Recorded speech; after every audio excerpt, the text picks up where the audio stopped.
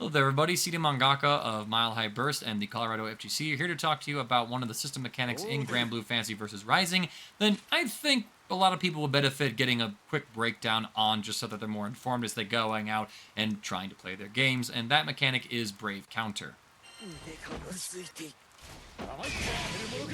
It's the game's defensive mechanic where you say, "Get off of me, please."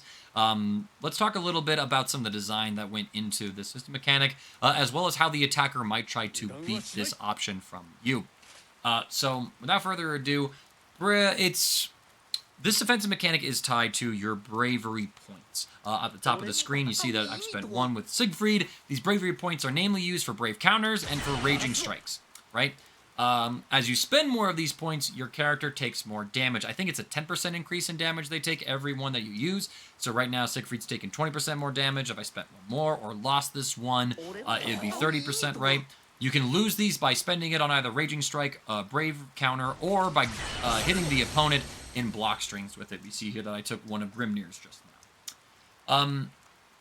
Now, you might equate this option to something like Dead Angle from Rev 2, Yellow Roman Cancel, or Deflect Shield from Guilty Gear Strive, Reflect from Dragon Ball Fighters, but this one's a little differently designed because it's around a finite resource.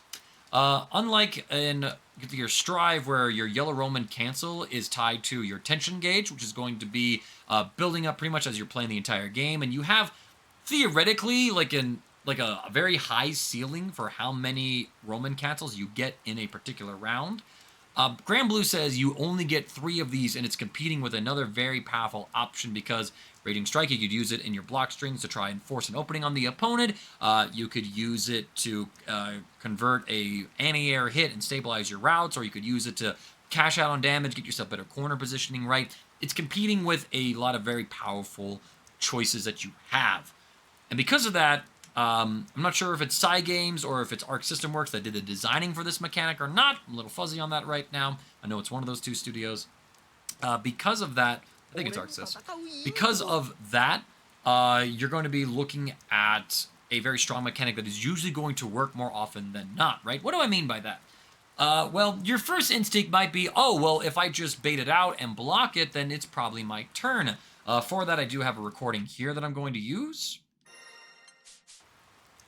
So Grimnir is going to throw me. He's going to do a meaty safe jump on me, right? Oh, really? Okay, I'm going to delay this a little bit. Right, you can see here that Grimnir even just blocked, and it's actually Siegfried's turn. Siegfried is +6 if you block this one. And this comes from a meaty and things like that, right? So if I am the defender here and I'm trying to stop you from continuing your offense, I'm probably going to get that to happen. I'm probably going to have the ability to take my turn. Grimnir is -6, but because this is from a block, it's not like he's getting punished or anything like that. It's just safely Siegfried's turn. So blocking it, kind of not the way to go about it. Instead, you want to try and create an opening to punish them. Remember, this is tied to the same input that Raging Strike is.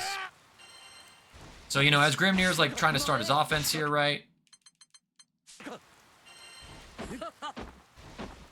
And he's looping his +1 block normal here into his +2 on block dash light attack, right?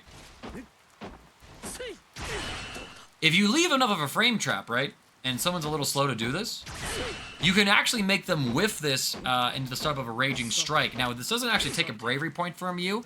Pretty smart design part on the developer's side, so that if you do get a Raging Strike input, it only gets consumed upon the hit itself coming out. If you frame trap it like that, you're not going to take more damage on top of getting more hit. But that's sort of like your idea there, and what this might look like in a longer block string, right, where you're doing your target combos here, right? If you stagger here, and someone's expecting you to do the 3rd hit of the proximity normal, or the target combo, then you're going to actually create this gap and hit them with your stagger pressure. Of course, you know, this creates a rock, paper, scissors situation, where they could just mash on you instead, but I think that's one of the cool things about Granblue is that it's a very interactive game. There's a lot of RPS happening between the players, a lot of decisions to be making, even during these very simple block strings. So that is an option that you do have to go for. There is, however, a point where a very good player is going to see you're committing to your options and time their brave counter pretty well. So what I mean by that is there's a difference of reward based on when they hit you with brave counter, right? So we're going to have Grimnir run up. He's going to do this, right? And you see if he just gets punished, he's pushed back, he, techs on the ground, and he's negative 21, right? But if Grimnir comes up, and he does this block string, and we hit him in between and we get this counter hit, you actually see that we get a hard knockdown, nearly twice the frame advantage that we had in the other situation. Basically, we just get to run our turn for free. Again, I spent one of my resources, I did a little damage to you, and now it's my turn to run offense. Very powerful system mechanic here.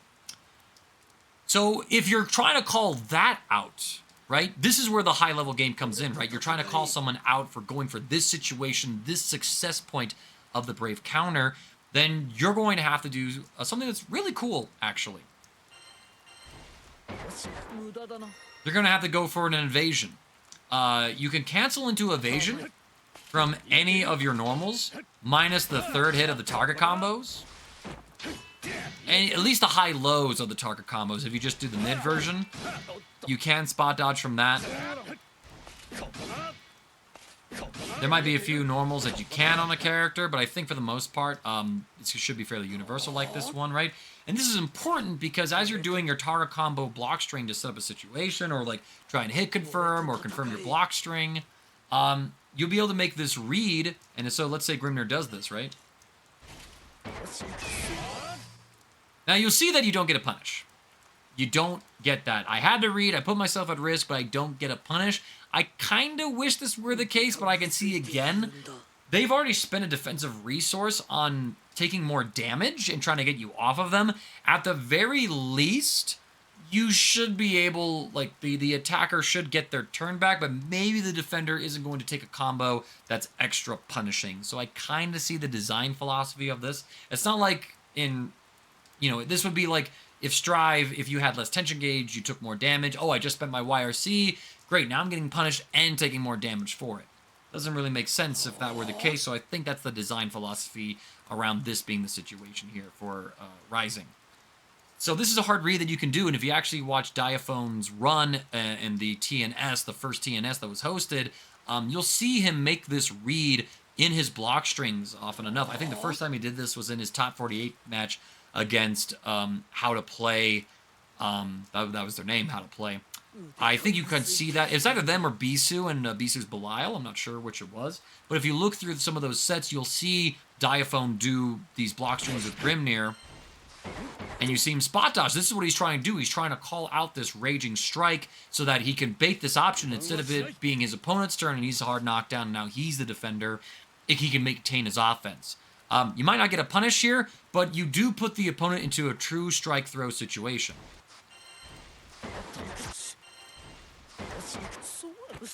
Right?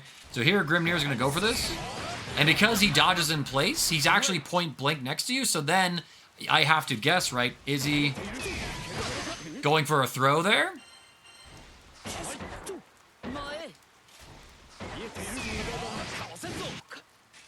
Actually picked too slow a button there with him, I think.